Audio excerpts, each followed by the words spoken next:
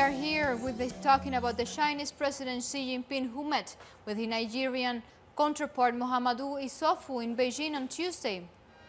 Xi highlighted the mutual trust between the two nations as they grow their bilateral cooperation, adding that this country is ready to implement the plans discussed at the Beijing summit of the Forum of China on China-Africa cooperation. Issoufou praised China's commitment to peaceful coexistence and congratulated the host country on the 17th anniversary of its founding, pointing to the successes achieved under the leadership of the Communist Party of China.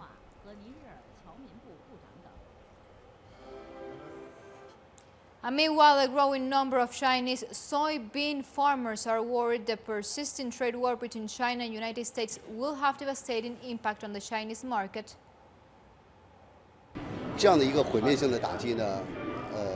We can say at least within a short time period it's difficult for the Chinese market to recover from this destructive strike. In our other report, we mentioned if the trade war went on, it's highly possible we will lose the Chinese market forever. And following the European Parliament elections, thousands of people have taken to the streets in Brussels to protest against the far right. The European Union elections saw gains for Eurosceptic and Green parties, while the traditional mainstream groups took a hit. However, countries like Belgium, France and Italy, far-right parties saw a growing support among voters. The protest was organized by the anti-fascist group Stand Up.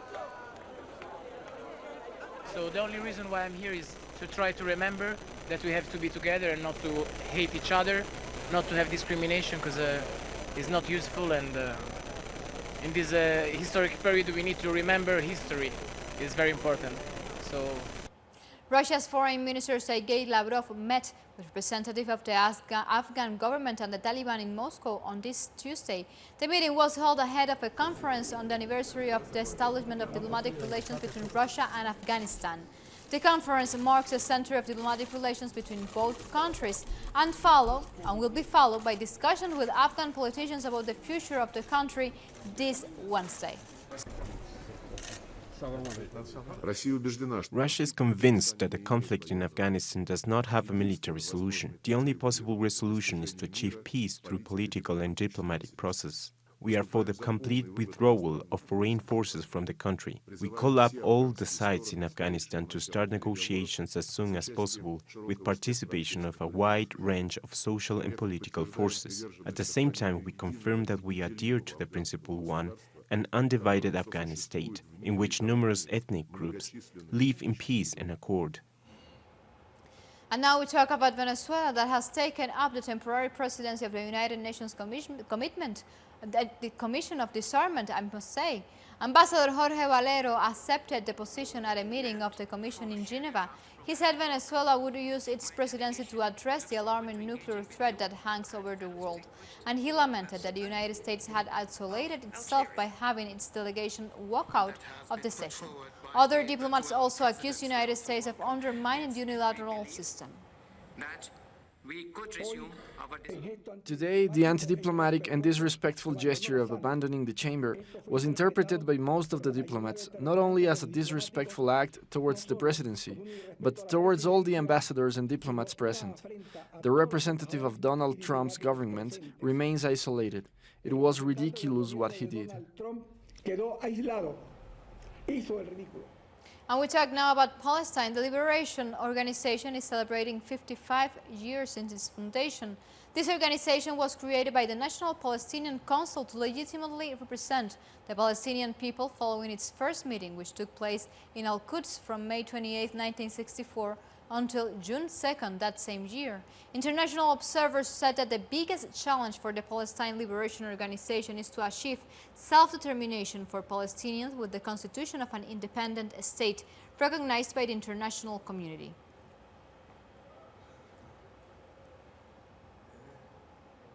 Now let's take a look at some of the Palestinian Liberation Organization achievements over the past 55 years.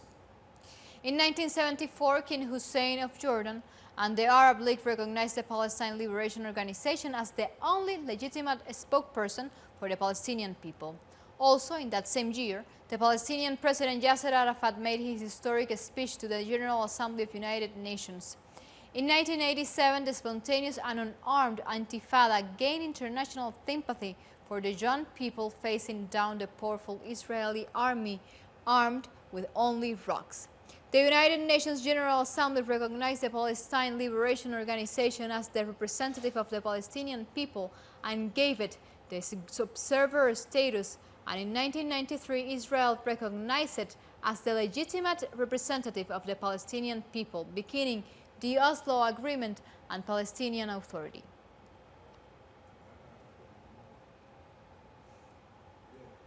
And Palestinian American organizations have condemned a planned United States-led summit to encourage investment in occupied Palestinian territories as treason. Palestinian organizations have said that the United States is looking to give Arab cover to the Israeli occupation of Palestine by hosting a summit with Arab states in Bahrain scheduled for this June 25th. A number of Arab countries are set to attend, including Saudi Arabia and the United Arab Emirates. Critics describe the summit as a stab on the back of the Palestinian people and a violation of all the resolutions prohibiting Arab states from normalizing relations with Israel. And the White House continues to push for backing of its long-thought peace plans in the Middle East. President Trump's son-in-law, Jared Kushner, is leading a delegation to the region in an effort to drum up support ahead of the Bahrain summit. Kushner arrived in Morocco before the heads of Amman, Jordan, and Jerusalem later this week. Palestinians have already rejected the so-called deal of the century and said they were not consulted about the meeting in Manama. While United States allies, Saudi Arabia and United Emirates Arab will attend Russia and China and have said they won't send delegations. Time for a first break here from the South. Make sure you follow us on Twitter at Telesur English and on my account at Laura Pittelesur. Stay with us.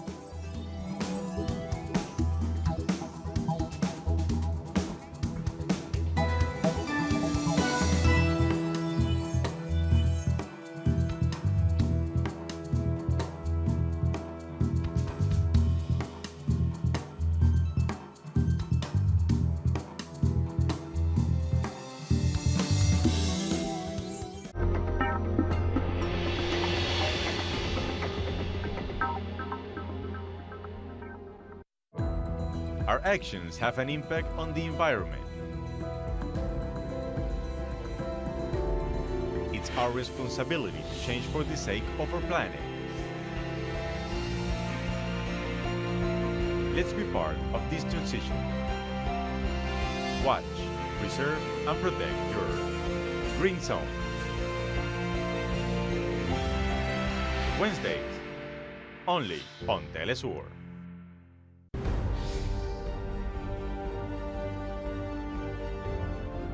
Acompañamos a los pueblos que resisten en cada una de sus luchas. Somos esa ventana que se abre para visibilizarlos entre fronteras.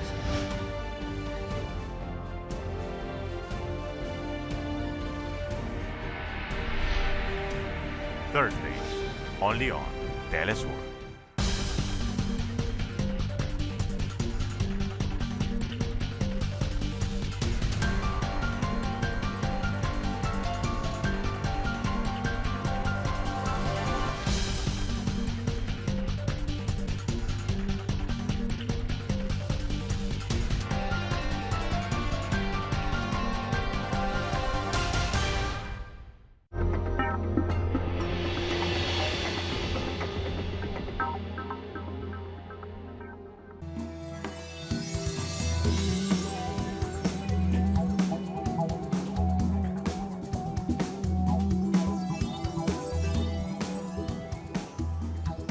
And we are back. A Mexican judge has issued an arrest warrant for a former chief of a state oil company, Pemex, Emilio Lozoya, who led the company from 2012 to 2016.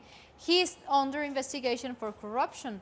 The finance ministry also froze his bank accounts this Monday for allegedly carrying out illegal operations. He is also suspected of having links to Brazilian builder Odebrecht. Lozoya's lawyer hasn't commented on the arrest warrant so far.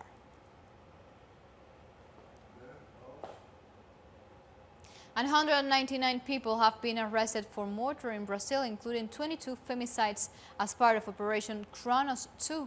The operation has been rolled out by police across the country in 21 states and the capital, Brasilia. Kronos is supported by the Ministry of Justice and Public Security and places a special emphasis on arresting people accused of murdering women due to gender discrimination or domestic violence. In its first phase, Operation Kronos 1, more than 2,600 people were in prison. To increase number of femicides in Brazil has caused international alarm. And in Argentina, women rallied in front of the Congress to demand a new abortion law. They waved green scarf, the symbol of feminist fight to regularize abortion. The group also protested in more than 100 other Argentinian cities and others around the world, such as Madrid, Berlin, and Montevideo. This occurred while the Congress debated the law. Abortion is currently a crime under the Argentinian Penal Code, with two exceptions: in cases of rape and when the woman's life is at risk.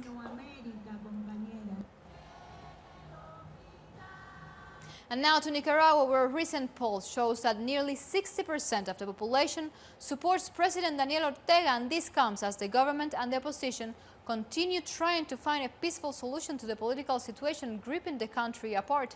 Now, to understand and to know more, we have the following story for you. The results of the survey carried out by the M&R pollster shows a clear majority support the government of the Sandinista Front. Some analysts say this is because of the government's social programs. I have seen all the health programs, the education programs, and the infrastructure. People approve of this because they benefit from them. 81% of those consulted oppose any possibility of a coup d'etat, which some sectors of the opposition have been promoting. Meanwhile, the lawmaker, Wilfredo Navarro, says they are working on a law to support the victims of the situation created by last year's third coup. There is a 60% support for the government. This clearly shows that people want peace, they reject violence, they want negotiations. We all want to build a better society, which is strengthened by what our government does. That is why we are presenting these complementary actions. The study also reveals that for 69.9% of the people of Nicaragua, their main concern is their economy. The family economy and the personal economy, having a job, that the cost of basic needs being in line with my income. These have always been the main concern for Nicaraguans, and that is still the case. People want economic growth to the level it was at before April 18th last year, because obviously more jobs and an improvement in family income brings tranquility and security. 81% of those interviewed say that calling strikes and protests damages the economy and jobs, while 78.5% believe that economic recovery should be prioritized at talks between government and the opposition, even though the latter don't seem to want to make progress. The shadow cast by sanctions is very real for everyone. The opposition are asking for more sanctions and other kinds of intervention. And people know what this means because they lived through that in the 1980s. They know it leads to unemployment, less investment, and economic decline.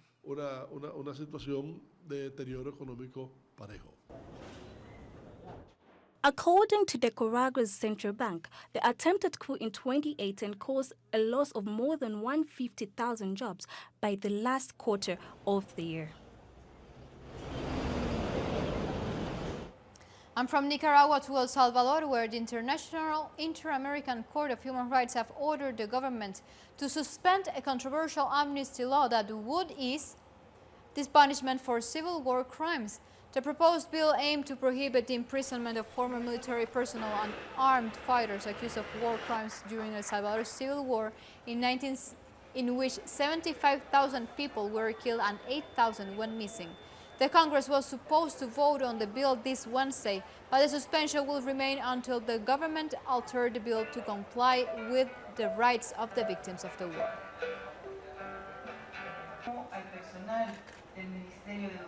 And now we go to Jamaica, where former Prime Minister Edward Seaga has died. Seaga passed away Tuesday on his 89th birthday in the United States, where he had been receiving treatment for cancer.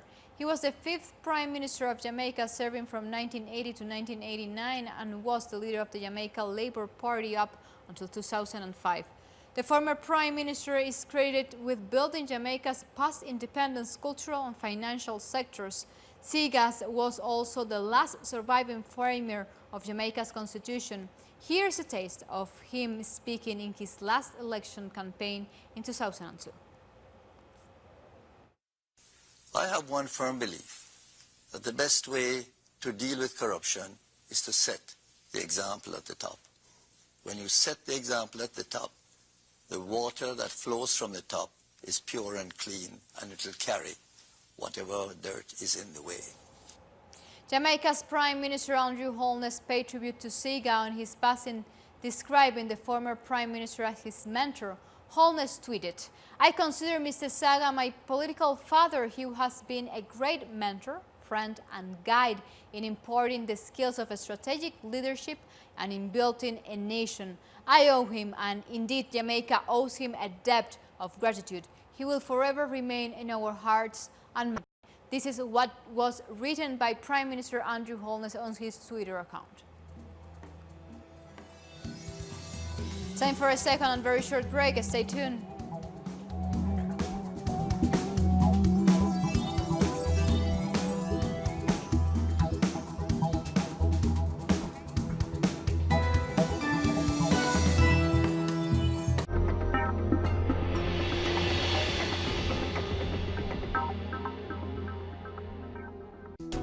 The life is full of moments. Moments of fight.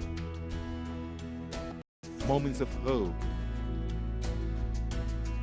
Moments that transcend.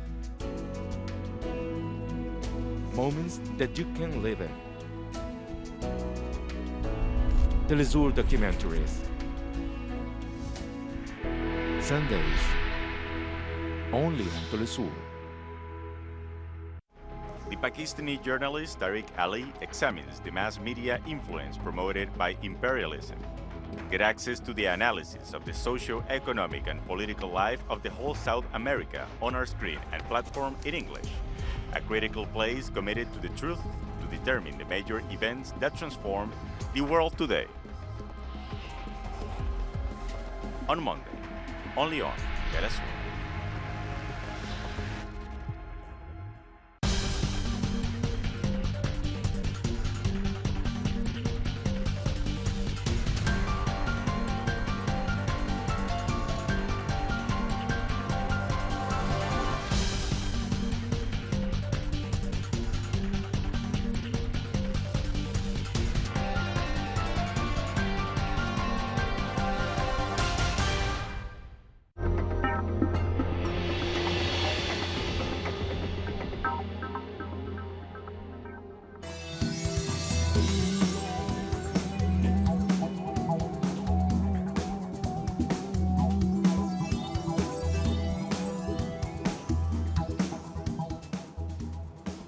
We start now talking about Sudan because protests continue as a two-day national strike kicked off on Tuesday to add pressure to the military and hand over power to civilian government.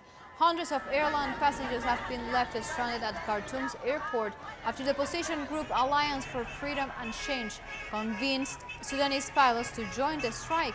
Talks between civilian protesters and the military council are in a deadlock after army chiefs accuse protest leaders of not waiting to share power. We reached a dead end after they rejected all of our proposals and the negotiations stopped. So we called for a civil escalation. The Alliance for Freedom and Change agreed to declare a full strike in public and private sector institutions on May 28th and 29th. And police in Algeria have blocked access to the 14th anti-government demonstration by students and teachers. Protesters marched to reaffirm their rejection of presidential elections scheduled for July 4th. A cordon of police blocked their way to Martyrs Square, forcing protesters back to the iconic Central Post Office.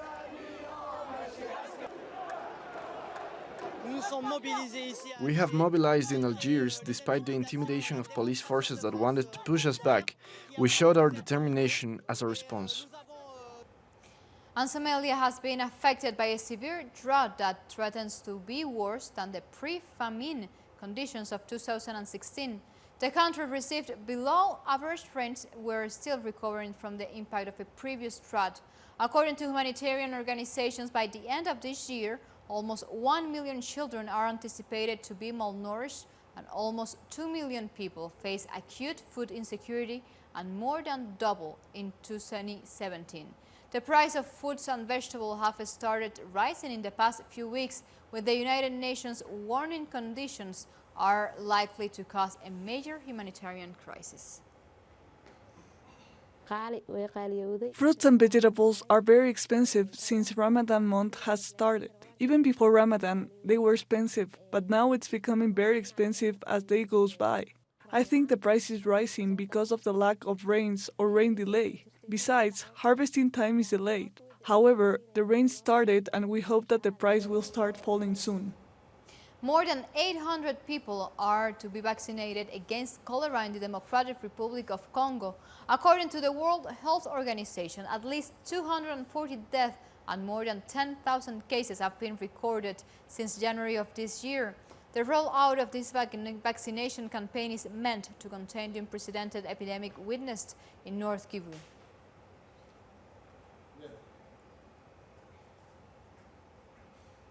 And temporary shelters have been set up for survivors of Cyclone Idai in Malawi after thousands of people were left homeless by the disaster.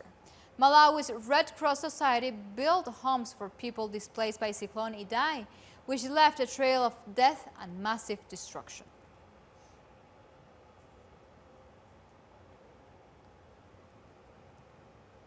Devastating. More than 800,000 people were affected. We have about 86,000 of them displaced, 60 deaths, about 600 and something injuries. And for Malawi, this is big, given the serious socio-economic challenges that the country faces on its own.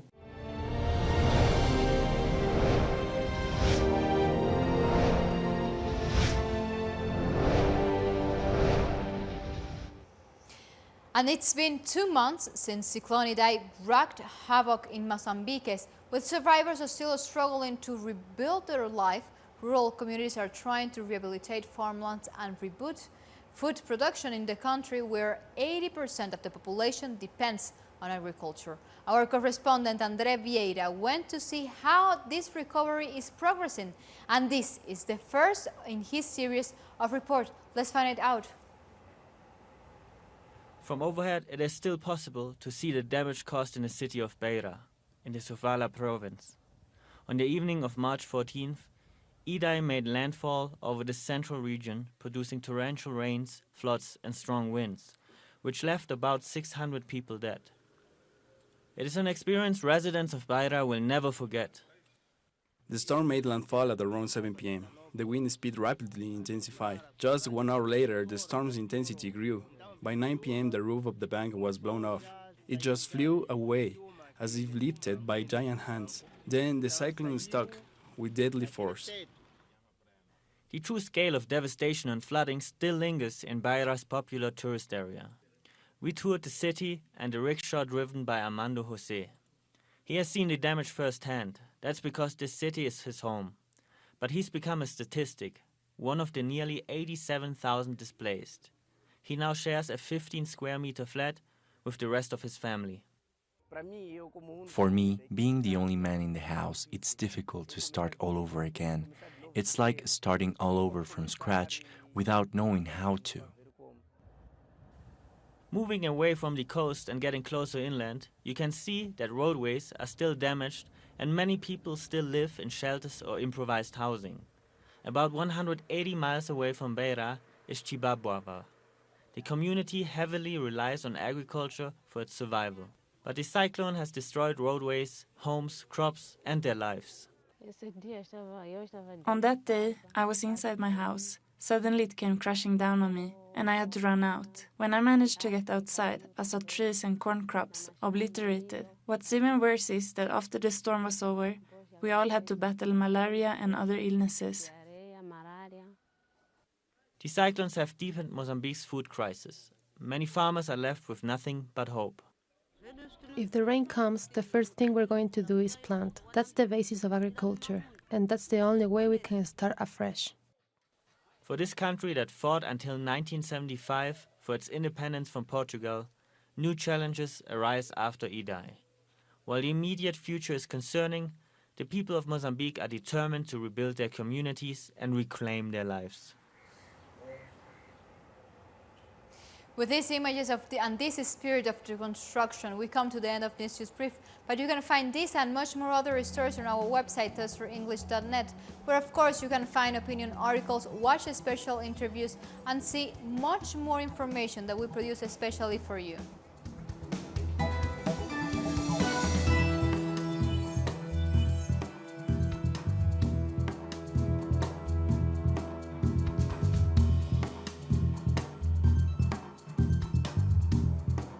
Continue with Telesur, connecting the global thousands. Until next time, thank you for watching.